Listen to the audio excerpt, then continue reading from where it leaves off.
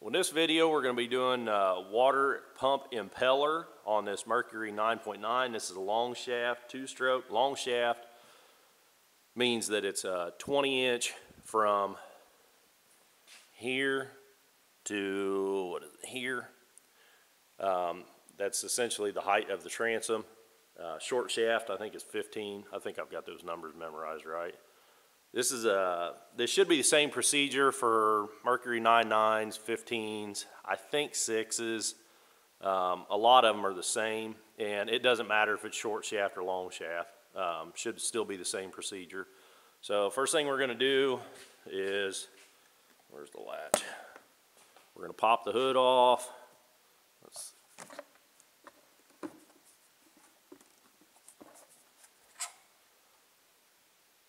Okay, so off camera, I just went ahead and removed this real quick before I forgot about it. It takes a 5/16 nut and wrench, and it just unclamps off of that rod. You don't even have to take the thing completely apart. You just have to unthread that nut a little bit where it'll slip off of that. Slides right off that rod. So we'll set that off to the side.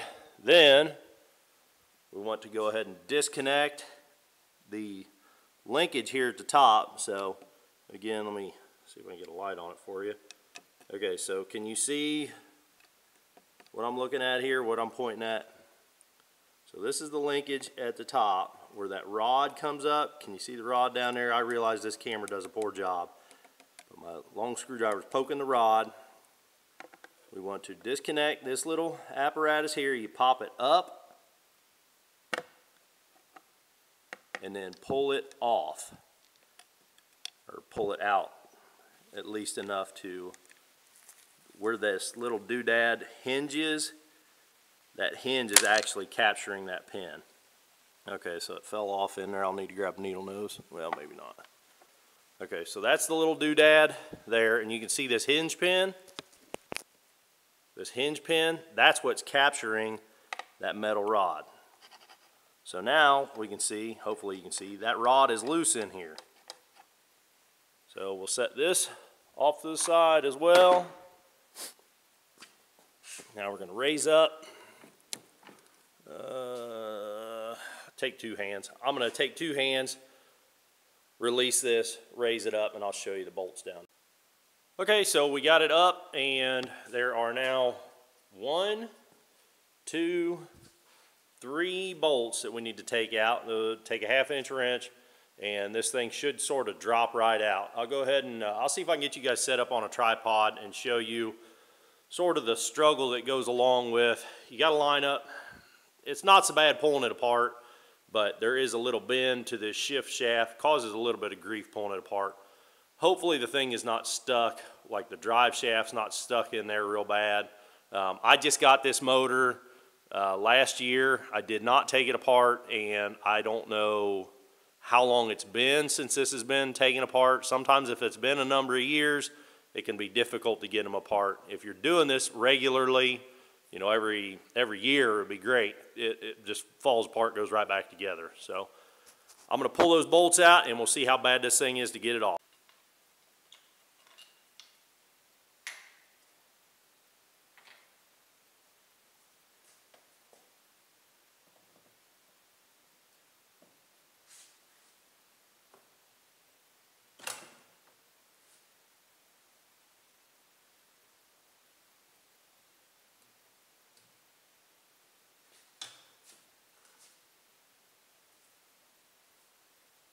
Okay, now when you take this thing apart, be aware that this little pipe comes off pretty easily. So make sure you've got that captured, or reach up in there and get it. This is your water pipe. This is your drive shaft. Of course, this is the shift linkage. So let's get this thing over. I'm going to put it in a vise. A lot of guys will tell you not to do that, but that's what I do. So I'm going to go put this in a vise. I'll see you on the workbench. All right, so cleaned up the drive shaft. That didn't take much. Actually, all I did was take a rag with acetone, and that took all that grunginess off of there. And just sort of cleaned up this mating surface where we're going to remove this plate. So oddly enough, these bolts are metric. 10 millimeter fits these bolts best.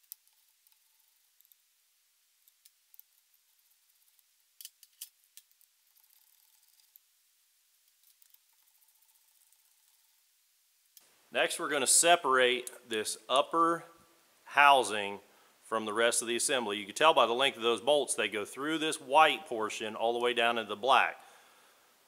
If you're going to do a whole water pump kit, not just the impeller, you're going to break all this loose anyhow, but I don't want to do everything that doesn't need to be done.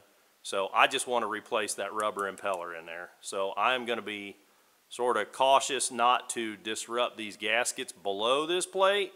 I just want to pop this top plate up and leave everything else stationary.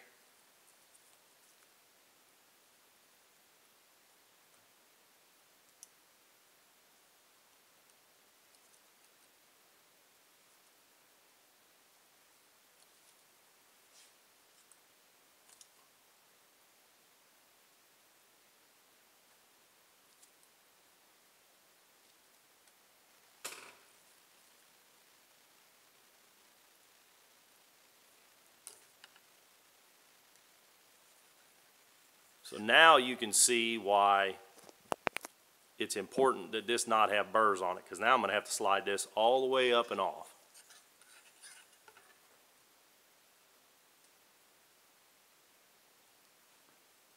So looking at that, I don't see any reason to replace it. I mean, that housing looks totally fine. I'll go ahead and clean it up, but we're going to reuse that for sure.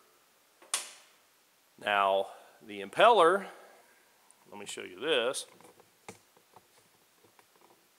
So all these fins should be turned in one direction, and you can see we've got one that's not. So when this was installed last, whoever replaced this impeller last didn't get all these fins turned in the proper direction. And the more you research this sort of stuff, you'll find there's guys that'll tell you, hey, you just throw it in there, and as the thing's turning, it'll correct itself. Well, here's a prime example of that not happening. Let's see, this one's the right way, this one's the right way, this one is, this one looks like it's going backwards, and this one's going backwards. So of the 6 impeller fins, 2 of them are turned the wrong way. So let's go ahead and get that off of there. Other than that, it looks sort of okay, but I'll get it off there and we'll have a look at it. Now there should be a key under this thing.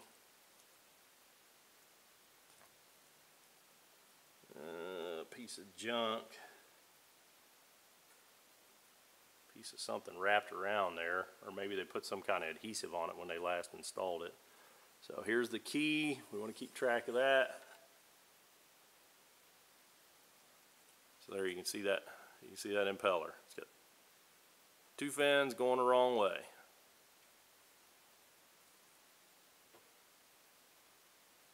Pull that key off so we don't lose it. Now I'm going to take a rag with some acetone and we're going to clean up this plate. Again, this plate is not galled up, it's not scratched up. I don't feel anything out of the ordinary. I'll go ahead and clean it up just to be sure. It's a little grungy right now, but that plate to me looks good, so there's no reason to replace it if we don't have to.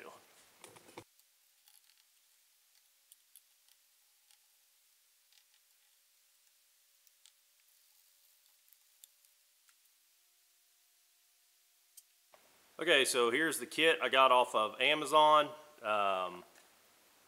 Here's the part number if you're curious. I can't remember what it was. I ordered just the cheapest, pretty much the cheapest kit if I'm remembering right. It's been a couple weeks. Comes with a key, comes with a new impeller, and it does come with some gaskets if you need them, but again, we do our best not to disrupt anything, so I'm not going to replace those. And I can hear the comments already. Oh, he's such a hack. You're not replacing all them. You should replace them every... Why? I didn't open it up. Why should I replace the gasket? I didn't disturb it. Wasn't leaking before. We're dealing with cheap Amazon parts. The fit and finish is not perfect. I am having a hard time getting this thing to slide down over the shaft. Because it looks like it's going to fit, I'm comparing it to the old one, looks like it's going to fit. I'm now comparing the keys. These little bitty things. I'm comparing the keys. They look similar, if not identical. So I think we got good parts. Let's go ahead and, I got my grease gun. put, you know, I got marine and off-road grease. I get it at Walmart. It's just, you know, the cheapest place I can get it. I'll put a little bit on there. There is a weep hole in that plate right there that I don't want to get a bunch of grease down in, but I want to grease up the shaft so that it all slides together real nice. I don't need a bunch of grease on there, but I would like a little bit. I don't want to plug up that weep hole. Now, most importantly, I'm going to grease this impeller. And this is going to protect this impeller during the reinstallation. It's going to help it go together better, and it's also going to give it a little bit of extra protection the first time it runs. We're just putting a light coat of grease on everything. In fact, I got a little heavy there. I think I'm going to wipe some off of that shaft and a little bit off that plate.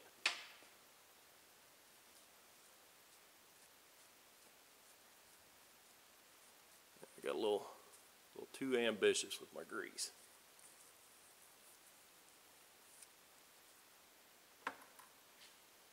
Make sure that little hole is not plugged. And now I'm going to try to slide the impeller down the shaft, and now it's going to go. Okay, good. Very, very, very snug fit.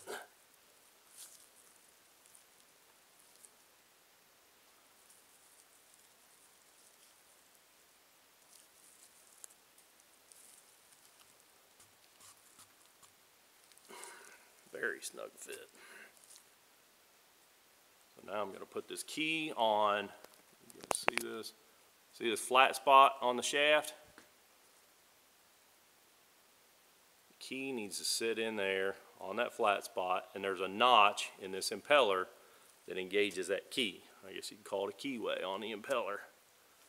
Probably should put a little more grease on the key to hold it in place, but we're going to see how this goes.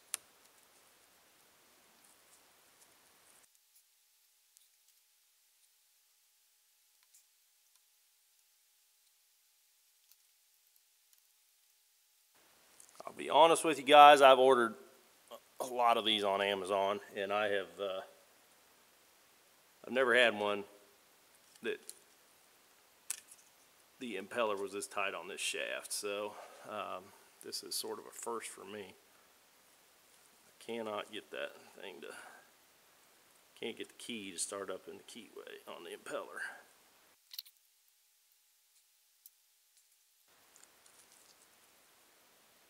There we go. Okay, cool. I'm also going to put some grease on the inside of this housing.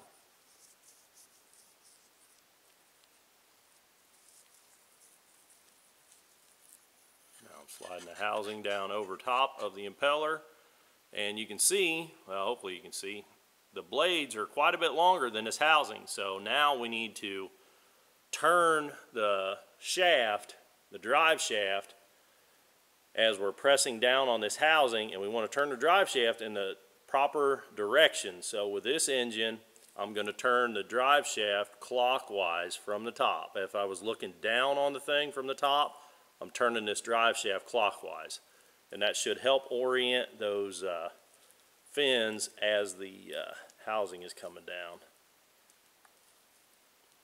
This can be a struggle sometimes.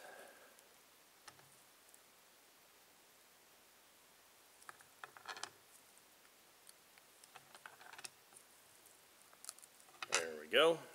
I'm using a channel locks gently on, not on the shaft, not on the middle of the shaft here, but I'm using a channel locks up here on the splined end of the shaft. And I don't want to mess up those splines, but that does give me a grip without galling up that shaft. So we're on there good now. I could kind of feel it. Those blades seated themselves in there. So now we've got our plate on. You can see there's a couple of locating pins here. These little white pieces of plastic that are sort of an extrusion off of this white plastic. So that creates locating pins. So make sure your locating pins are on, make sure you're down good and snug, and there is no gasket, you know, under this housing that we just put on, so it's not like we forgot anything. So now I'm going to run those 4 bolts back in, and that'll be it for this part of it. Put a little bit of RTV sealant on these bolts just so we don't have to worry that they're letting you know, water into the lower unit. And you can use whatever RTV you got handy. I'm using ultra black on this. I had a tube that was already open.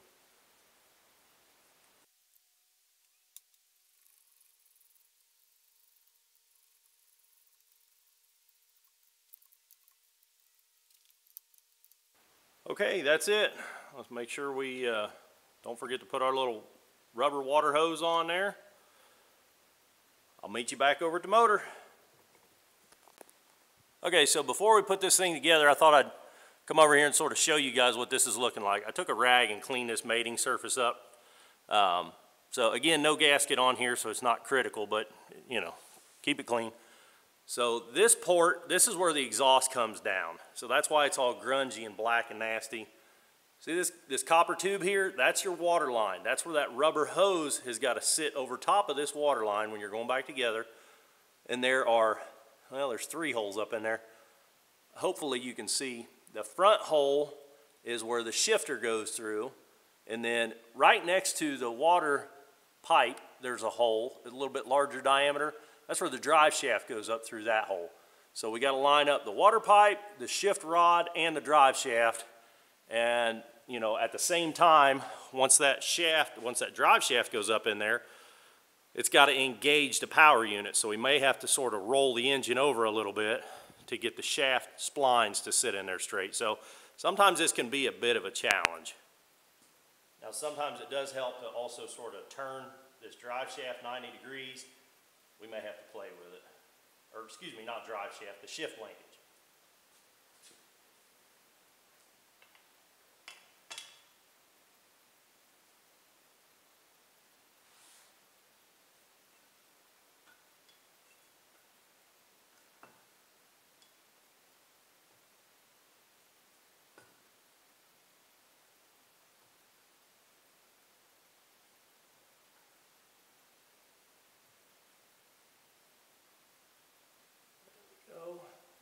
Turn, get it up through there.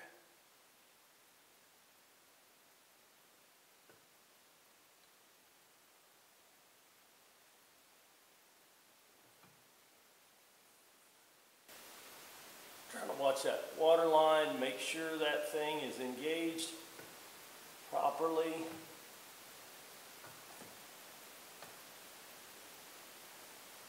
Now it's a matter of getting the splines on the drive shaft seated.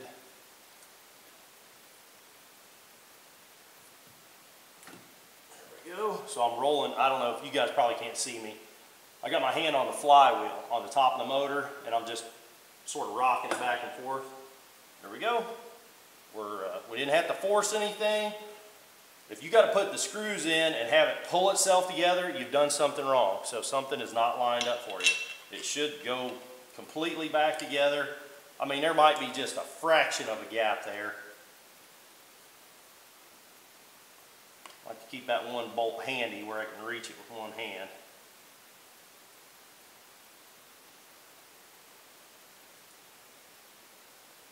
Once you got one bolt in it, you're pretty good. So now I can let go of it, take my time, take a little breather, and get those other 2 bolts started. Get everything tightened up.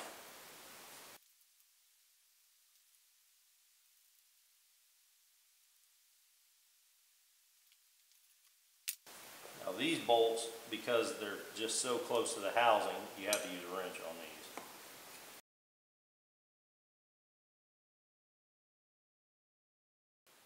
Okay, that's that. I'm going to bring you guys in for a little closer look, but it's sort of hard to see what's going on down here. So we can see the rod is poked up a little bit. So we can either work the rod down or we can work the mechanism by turning the handle to put it in gear, or if you got a lever, you know, your gear shifter, you can work your gear shifter and bring it up to your rod.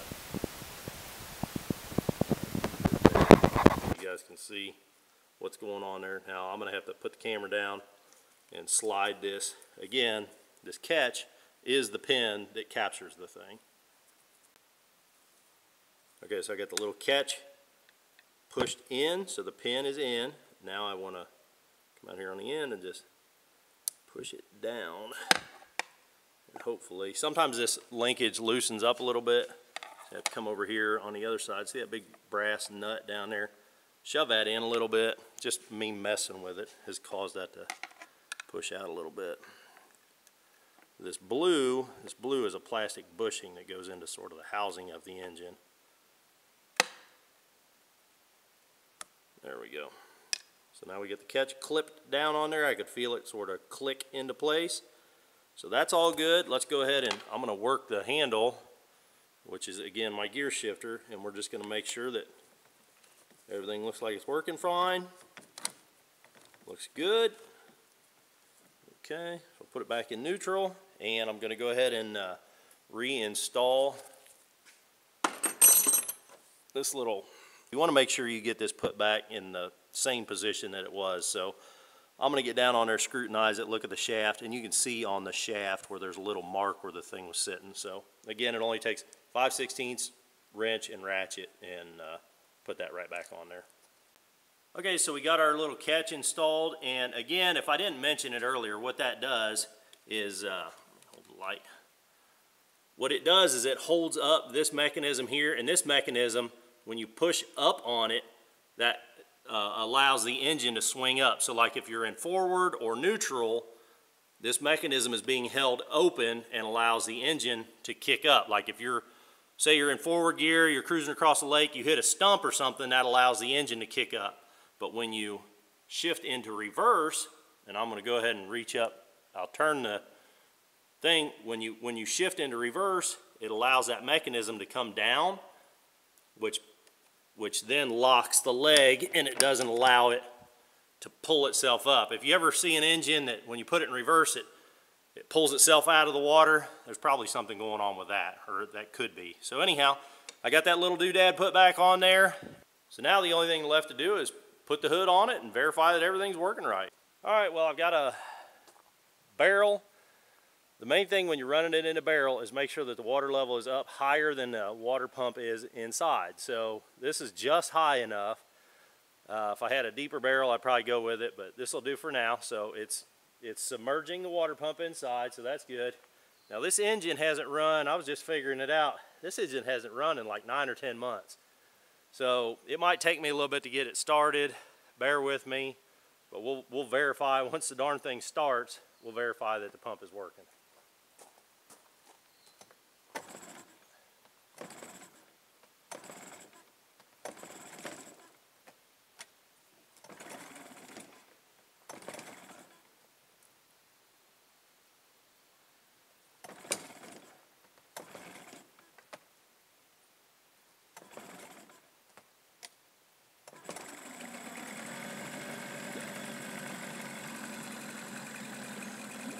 We go. We got water coming already. That's great.